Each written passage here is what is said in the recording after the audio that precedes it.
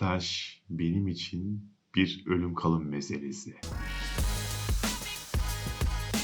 Merhaba arkadaşlar. Bugün evraklarımı karıştırırken staj sertifikamı gördüm ve ister istemez o günlere gittim. Neler yaşadım, neler hissettim. O günlerde bugünüme nasıl bakıyordum? Bunları bir önümden hızlı bir şekilde geçirdim ve dedim ki neden stajyerlik konusunu konuşmuyoruz? Evet Mustafa, stajyer deyince aklına ne geliyor? Ya da staj deyince aklına ne geliyor? Staj benim için bir ölüm kalım meselesi. Çünkü hayatımız boyunca bakıyorsun şöyle bir liseden çıkıyorsun. Eğer tabii ki meslek lisesi ya Hı da hı, Anadolu Lisesi. Şimdi yeni adıyla tabii ki Anadolu Meslek oldu hı ama hı. hep staj yapıyorsun. Hayatın boyunca lisede staj, üniversitede staj, ön lisansta staj. Staj yolu staj gidiyor böyle. Hı hı.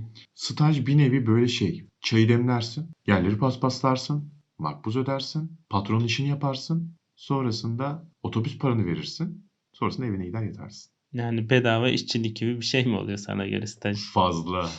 O yüzden mesela bazı arkadaşların naylon staj yaptığını da biliyoruz tabii ki. Naylon staj ne ya? Ben çok duydum bu kavramı ama benim çok böyle yoğun stajyerlik hayatım olmadı. Mesela sen kaç kere staj yaptın hayatında? Ben ömrü hayatım boyunca yaklaşık hem meslek lisesi hem ön lisans hem lisans falan diye gidince Hı olay hı. süre gelen süreçte tabii doğal olarak da böyle stajlar arasında doluyor. Tabii buna benzer farklı etkinliklerde de stajlar vardı. Bu stajları da tabii ki değerlendirme Hı hı. fırsatı da yakalamıştım. Devletimizin sağladığı bazı olanaklar da var tabii. Anladığım kadarıyla o zaman birçok alanda staj yapmışsın. Tabii tabii. Yani mesleki olarak söylüyorum bunu. Ben mesela sadece İletişim Fakültesi Gazetecilik bölümü mezunuyum. Gazetecilik alanında yaptım. Yurt dışında yaptım. Bir de Türkiye'de yaptım. Yani yerel bir basında yaptım. Yurt dışında yaptığım zaten eğitimdi. Biraz da böyle akademik bir stajdı. Onda çok yorulmadım. Gerçi yerelde yaptığımda da çok yorulmadım. Çünkü sağ olsun o zamanın işte haber müdürü, rejim müdürü rahmetli oldu şimdi. Bana çok yardımcı olmuşlardı. Hani kendimi geliştirmek için. Keza orada çalışan arkadaşlarımız da öyle hani kameramanlık eğitimi bilmem ne falan. Alaaddin'le şu an hala görüşüyoruz mesela. Sen de iyi tanıyorsun. Evet. O şekilde hani benim çok böyle zorluğum olmadı açıkçası. Senin yaşadığın zorluklar neydi stajda? Stajyerlik dönemimde ücreti hani ücret mukabilinde çalışılır ya Hı insanlar. hı. Abi stajyerler belki şu anda bir belli miktar para alıyor olabilirler. Ama benim yaptığım dönemde para alınamıyordu. Onu iyi hatırlıyorum. Yani ben günlüğümü sadece 10 lirayla geçiriyordum. Yıl işte aşağı yukarı herhalde yanlış hatırlamıyorsam 2013 Hı hı. yılları, 2012 yılları falan herhalde. Değişik değişik mesleki alanlarda yaptın ya. Hı hı. Hepsindeki yaşadığın tecrübeyi anlat bence. İlk yaptığım staj biraz da yerel basındaydı Hı mesela. hı. Yerel basında işte paspas yapıyordum, tuvaleti temizliyordum, çay demliyordum, bulaşık O yıkıyordum, derece.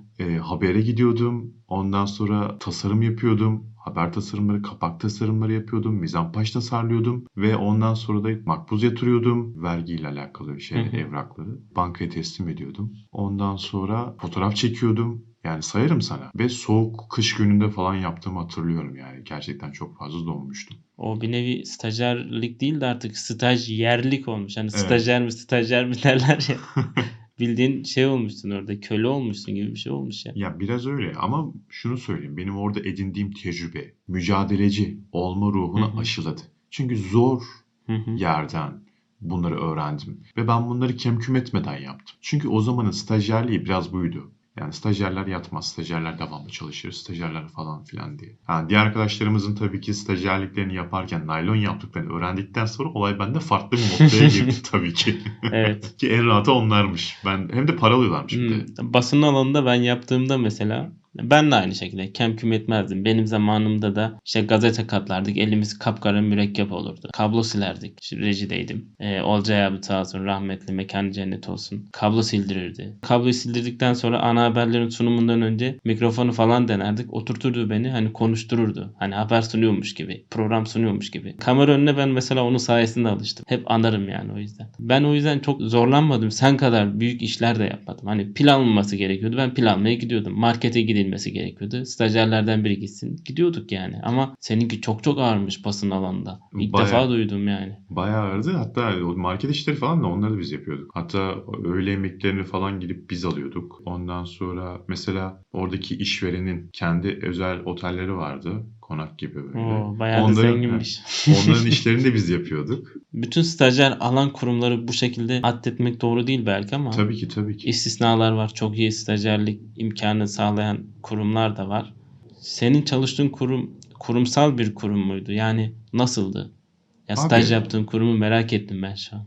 şöyle kurumsal bir kurum değil.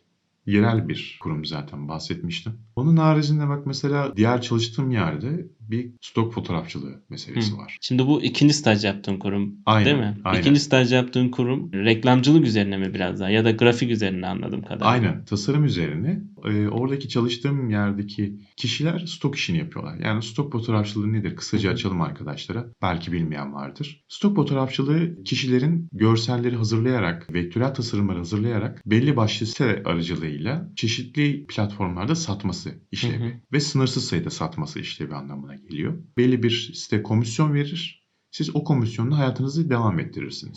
O işi yürütüyorlardı. Hı Onlar hı. için modellik, işte bunun için modeller, mankenler, ondan sonra çeşitli aksesuarlar, bu işte business ikonları. Bunları çekip internete koyup anahtar kelimeleri vesaire başlıkları girerek, tabii ki bunların hepsi İngilizce, sisteme giriyorlardı. Bunu öğrendim ve Türkiye'de ilk yapanlardan, kurumlardan bir tanesi. Çok nadir insanlar yapıyordu o zamanlar. Böyle sayısı çok azdı. Oradaki stajyerlikten çok keyif aldın mı mesela? Abi aşırı keyif aldığımı söyleyebilirim. Çünkü açıkçası dolarla para kazanıyor oradaki Hı hı. kişiler. Peki sen stajyerken ne yaptın orada?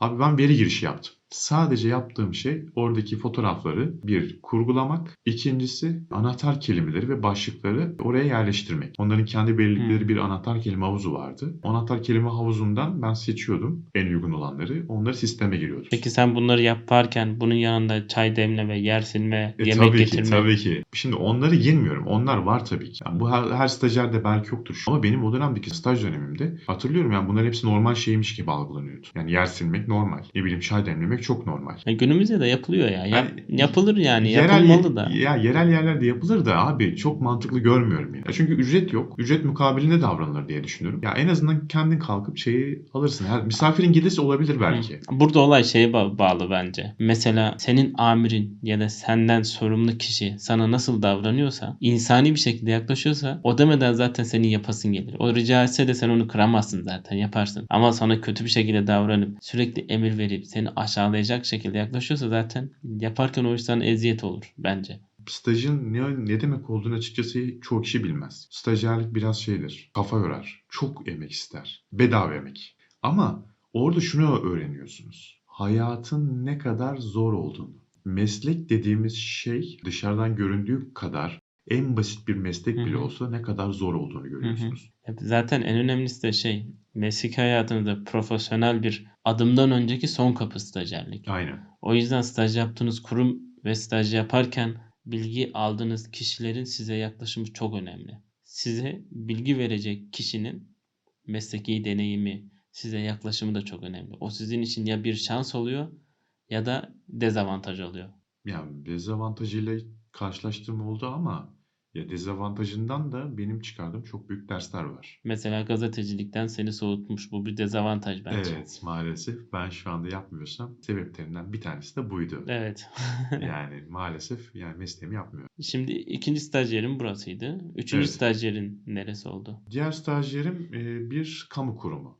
Bak burası ayrı bir nokta. Çünkü diğerleri özel kurumlar. Evet belli. Kamu kurumunda nasıl oluyor? Ben hiç devlet kurumunda staj yapmadım. Oradaki işleyiş nasıl mesela? Kamu kurumunda biraz işleyiş farklı. Daha sistematik. Büyük bir yayın organı bu arada kamu Hı kurumu. hı. Herkes biliyordur ismini. Lisanslık bir stajyerlik dönemimdi bu. Orada mesela gittiğim zaman insanlar sıcak karşılıyorlar. Ha, Size yönlendiriyorlar hemen. en kurumsal yerlerden birisi şu an bahsettiğin Evet, yer. Hı evet. En hı. kurumsal yerlerden bir Yani tanesi. tam böyle orta noktasındasın aslında mesleğinle Evet, ilgili. evet. Çok şey öğrenebileceğiniz bir yer. Sunucudan spikerlere kadar Hı her hı. şeyi anlık olarak Hı görebiliyorsunuz. hı.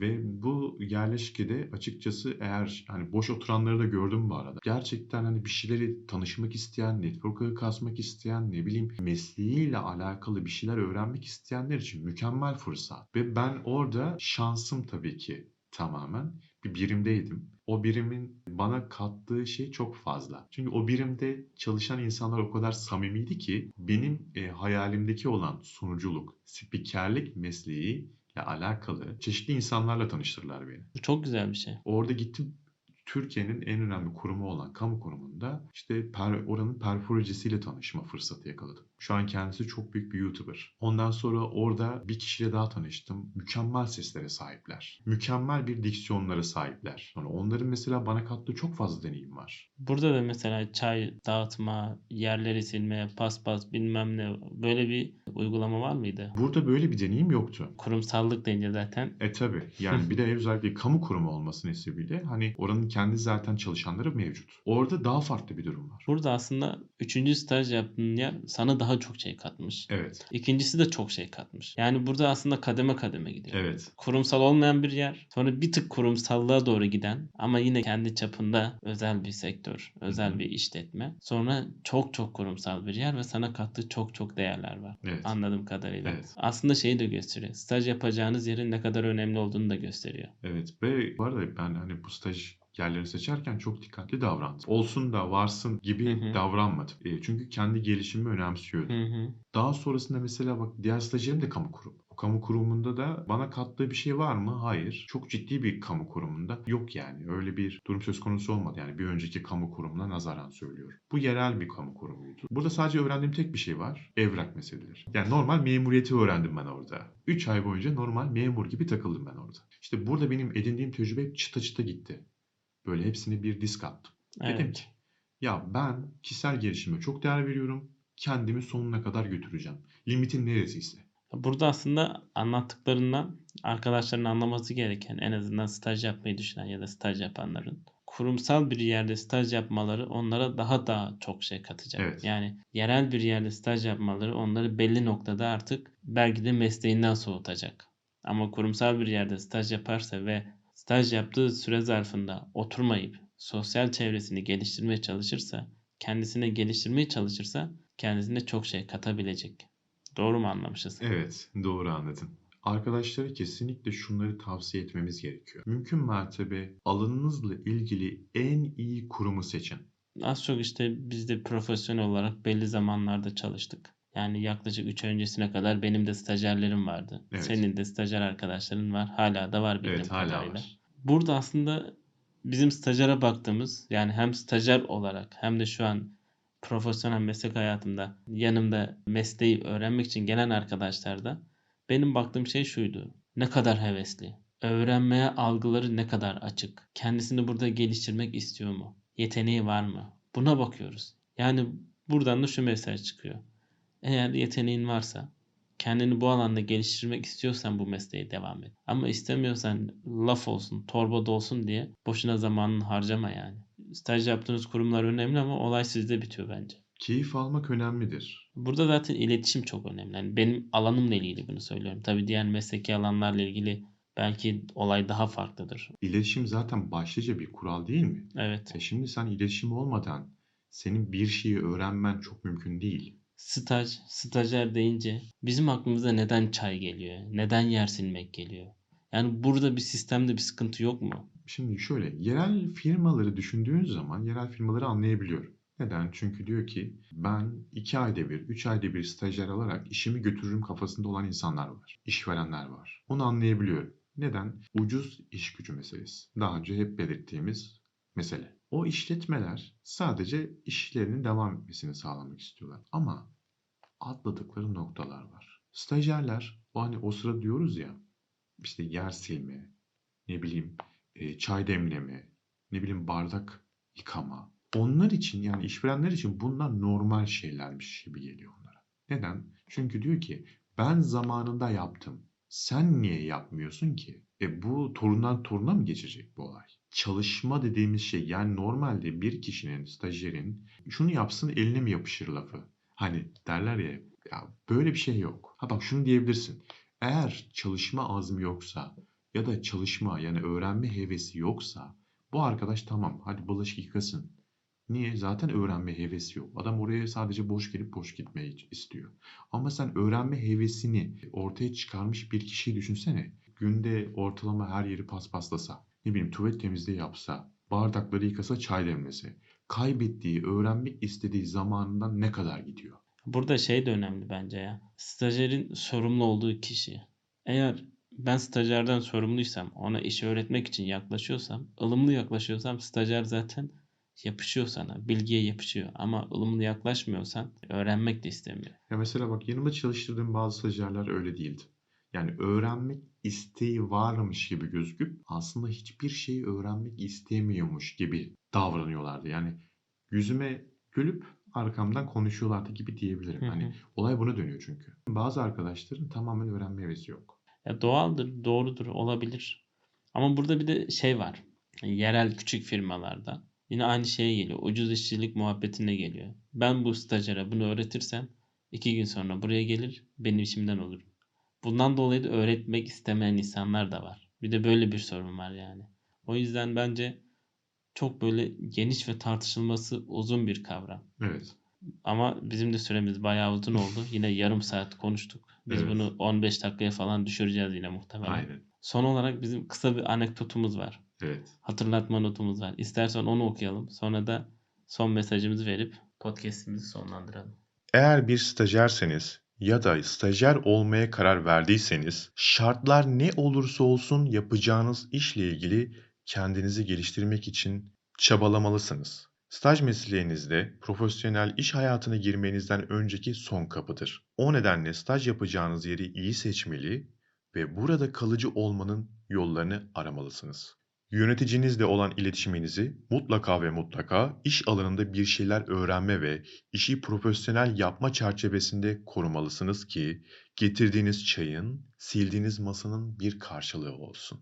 Dinlediğiniz için teşekkür ederiz. Size stajyer hayatınızda, stajyerlik dönemlerinizde umarım tavsiye notu olarak önünüze düşer. Anekdotta belirttiğimiz gibi profesyonel mesleki iş hayatınıza girmenizden önceki son kapı stajyerlik oluyor. Stajyerlik aslında size şunun cevabını veriyor. Ben bu işi yapabilir miyim? Ben bu işi seviyor muyum? Eğer stajyerken bunu anlayabiliyorsanız doğru yoldasınız demektir. O yüzden hani direkt mesleğe atılmadan önce mutlaka ama mutlaka eğer isteğe bağlıysa bile okuduğunuz üniversitelerin bölümleri staj yapmanızı kesinlikle tavsiye ediyorum. Kariyerinizde başarı dolu bir hayat diliyorum. Umarım güzel yerlerde, güzel günlerde buluşuruz. Hepinize sağlıklı günler diliyorum. Herkese teşekkür eder. İyi günler dileriz.